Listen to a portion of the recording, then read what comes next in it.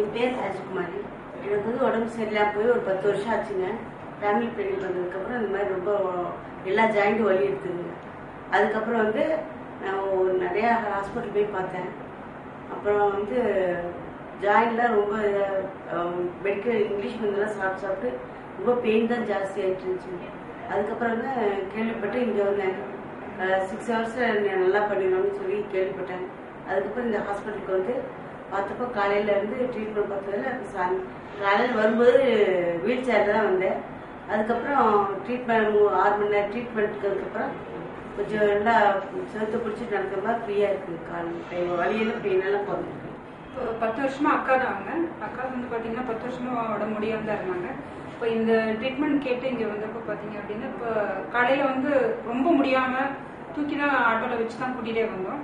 கூட்டிகிட்டு வந்து இங்கே வந்ததுக்கப்புறம் வீல் சேர் வச்சு தான் ரூம் கொண்டு போனோம். இப்போ ட்ரீட்மெண்ட்க்கு அப்புறம் பார்த்தீங்கன்னா கண்டிப்பாக இப்போ நல்ல ரிசல்ட் நல்லா இருக்கு.